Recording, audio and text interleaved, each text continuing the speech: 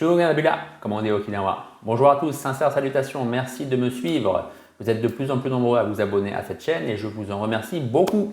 Aujourd'hui, on va parler un peu de sociologie, on va s'intéresser à ce qui se passe présentement dans les dojos d'arts martiaux okinawanais et ça peut aussi s'appliquer à ce qui se passe dans le reste du Japon. Vous l'avez vu avec le titre de cette vidéo, on va se demander quel est en fait le statut des visiteurs, des touristes, des étrangers dans les dojos de karaté.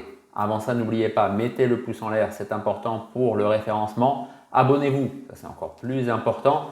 Et puis aussi tout simplement, partagez cette vidéo. Et dernière chose, mettez un commentaire, ça c'est un petit bonus.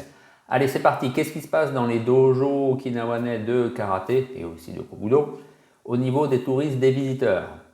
Alors, si vous êtes déjà allé à Okinawa dans un cadre, on va dire, touristique ou pour faire un petit peu d'arts martiaux, vous avez peut-être vu des dojos où on vous a proposé des visites dans des dojos. Et vous avez donc vu, ou vous en avez fait vous-même l'expérience, qu'il y a des visiteurs, des touristes dans les dojos de karaté. Alors attention, on ne parle pas forcément d'étrangers, c'est-à-dire de personnes non japonaises et occidentales, même pour faire simple. Vous vous en êtes peut-être rendu compte, et si vous ne le savez pas ou si vous n'êtes jamais allé à Okinawa, c'est pour ça que vous regardez cette vidéo, on va en parler. Eh bien, ces visiteurs, ces touristes sont traités avec beaucoup d'égards, c'est-à-dire que, on s'occupe bien d'eux, en dehors du dojo, mais aussi dans le dojo, ils ont accès à un certain enseignement. Et justement, les membres du dojo, donc souvent des Okinawanais, mais pas que, je vous rappelle qu'il y a aussi des étrangers qui vivent à Okinawa ou des métropolitains qui vivent à Okinawa, des Japonais métropolitains, n'ont pas le droit à toutes ces attentions, on pourrait dire, à ce traitement de faveur. Mais en fait, bien sûr, c'est naturel et logique. À Okinawa, comme dans beaucoup d'endroits sur Terre, il y a la notion d'hospitalité, c'est-à-dire qu'on accueille bien, qu'on traite bien quelqu'un qui nous rend visite. C'est le sens de l'accueil. Si bien sûr vous regardez cette vidéo et que vous appartenez à une structure ou à une école de karaté okinawanaise, eh bien, vous n'allez pas trop vous reconnaître là-dedans puisque de toute façon, vous n'êtes pas réellement un touriste, vous n'êtes pas quelqu'un qui vient pour 1 heure, 2 heures de pratique ou même pour une semaine. Parce qu'il y a déjà cette première catégorie, en effet, de pratiquants qui ne sont pas à Okinawa, qui ne vivent pas à Okinawa, qui ne sont pas okinawanais, mais qui ont un lien très fort de par leurs professeurs qu'ils ont en France, voire c'est eux-mêmes le représentant du maître en France ou en Belgique ou en Suisse ou que sais-je encore. Donc forcément, ces personnes-là, non, elles font un peu partie quand même de la maison. C'est l'autre catégorie qui nous intéresse, c'est ceux qui, je ne sais pas, qui sont dans l'école Wado, qui sont Shotokan, qui sont Kyokushinkai, et qui viennent comme ça à Okinawa pour du tourisme qui mêle un peu découverte culturelle et pratique, ou qui veulent même faire tout le temps que du karaté, on va dire 1 semaine de pratique, puisque maintenant il y a de plus en plus aussi de structures, on pourrait dire de tour opérateurs, qui se chargent d'organiser comme ça des voyages martiaux. Cette seconde catégorie, je vous le disais, ce sont donc ceux qui viennent à Okinawa parfois en parfait béotien, ou qui viennent à Okinawa juste parce qu'ils connaissent un peu le karaté, voire qui accompagnent des pratiquants, mais qui sont aussi pris dans le bain, ou qui accompagnent des pratiquants qui, eux, sont aussi liés à cette école, mais en tout cas, c'est des personnes qui, fondamentalement, ne sont pas liées à une pratique okinawanaise. Il y a donc des intermédiaires, voire des guides. Les Japonais qui viennent comme ça pour 1 semaine, pas beaucoup plus, les Japonais prennent beaucoup de vacances. Les Japonais métropolitains qui viennent comme ça à Okinawa, ils sont bien considérés aussi comme des visiteurs et je les mets aussi dans cette catégorie. Donc vous voyez, ce n'est pas réellement une observation ethnique, c'est vraiment quelque chose de social. Cette seconde catégorie, ces visiteurs qui n'ont pas de lien, je vous le disais, ils viennent soit juste pour pratiquer pendant 1 heure, 90 minutes, 2 heures c'est rare, ou 2-3 fois dans la semaine. Les choses qui sont claires, il y a une prestation qui est fournie contre de l'argent, il y a un tour opérateur, un guide qui touche sa commission et les choses sont claires. Voilà.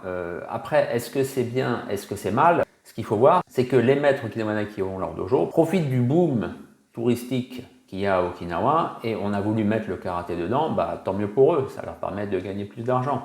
Par contre, ce qui est important, c'est que ces stagiaires, ces pratiquants d'un jour ou d'une semaine comprennent bien qu'ils sont vraiment extérieurs au dojo, qu'ils sont extérieurs à l'école. C'est pas parce qu'en effet on va les sortir le soir, parce qu'on va être sympathique avec eux, que tout de suite ils vont avoir accès à un enseignement de qualité. Non, on leur montre des choses superficielles. Alors oui, on va peut-être leur montrer un kata que normalement on aborde au bout de 2-3 ans. Eux, ça fait une semaine qu'ils sont là, on va leur montrer. Oui, parce que c'est une vitrine, on leur montre des choses, mais ça reste superficiel. C'est comme les youtubeurs, que ce soit des métropolitains ou des étrangers qui viennent à Okinawa, ils vont dans des dojos dont ils ignoraient tout encore 10 jours avant, et bien sûr, on leur montre des choses autrement que des coups de poing et puis des coups de pied, des choses un petit peu plus intéressantes qui vont justement capter l'œil de la personne qui regarde YouTube, donc qui passe bien à la caméra.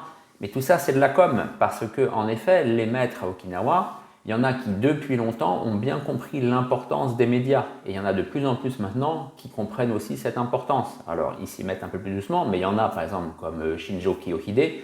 Ça fait bien longtemps qu'il a compris l'importance des médias et c'est pour ça qu'il s'est retrouvé très tôt, par exemple, au Festival de Bercy à Paris, en France. Ces visiteurs, ces touristes n'auront jamais de diplôme de Dan, par exemple. Ce qu'on leur donne, c'est un certificat qu'ils ont suivi 1 heure, 3 heures, 4 heures de cours de karaté.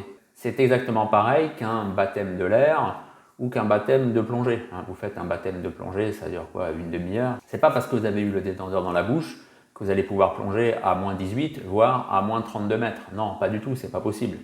Mais voilà, c'est un petit certificat comme ça, c'est un baptême. Eh bien, ce qu'on a quand on passe comme ça quelques heures dans le dojo okinawanais, oui, c'est exactement la même chose, mais ça ne prouve absolument rien en fait. Après, bien sûr, il ne faut pas forcément jeter le bébé avec l'eau du bain. Il arrive que certains de ces visiteurs deviennent ensuite des visiteurs assidus. Comme on dit en japonais, ça devient des joren-san, c'est-à-dire qu'ils commencent vraiment à fréquenter le dojo. Et là, il peut y avoir une relation qui va se créer et peut-être même qu'ils vont rentrer dans la structure, dans le dojo et à terme peut-être de représenter même le dojo, l'école, dans leur pays. Bien sûr, ça peut arriver, mais c'est très très rare. Là, on commence à entrer vraiment dans ce qu'on appelle en japonais le honne. Vous voyez, honne, littéralement, c'est le son véritable. Alors, honne, ça peut se traduire de différentes façons, mais fondamentalement, c'est les vrais sentiments, c'est les vraies intentions. C'est quand on est dans le vrai, dans le véritable. Pas des choses qui sont dans la façade, c'est-à-dire tatemae, c'est comme ça aussi qu'on dit en japonais, c'est-à-dire quand on est vraiment dans la formalité. Bien sûr, tant mieux que les relations deviennent plus franches, plus véritables, qu'elles ne reposent plus uniquement sur un rapport de prestations fournies et d'argent payé. Bien entendu que c'est très bien. Mais il faut pour le touriste, il faut pour le visiteur qu'il franchisse d'abord une étape où il est simplement un touriste, mais qu'il s'intéresse vraiment. Et là, peut-être que le maître va l'accepter au fur et à mesure. Et là, justement, eh bien, il ne va plus le sortir, il ne va plus l'amener ci et là, et il va faire des choses qui ne sont pas si folichonnes que ça. Il va vraiment faire les bases, parce que c'est comme ça qu'on est vraiment dans l'école. Il y a un système d'échelons, c'est pyramidal dans une école, dans un dojo, bien entendu. Voilà ce que je pouvais vous dire là-dessus. Est-ce que ça vous tente d'aller faire un peu de tourisme martial à Okinawa? Cette vidéo, bien sûr, n'a pas pour but de vous décourager, mais seulement un peu de vous présenter les faits tels qu'ils sont. N'oubliez pas, il y a Karaté et Kobudo à la source qui existent. C'est un livre qui est sous-titré Les arts martiaux okinawanais maintenant. Donc si vous voulez vraiment connaître la diversité, là on parlait du karaté à Okinawa, en prévision justement d'un séjour à Okinawa, eh bien lisez ce bouquin, vous allez quasiment tout savoir sur comment fonctionne le monde martial et le monde du karaté en particulier à Okinawa. Merci de m'avoir suivi jusque là et puis je vous dis à bientôt pour une nouvelle vidéo sur Chiryu Akunichi Juku.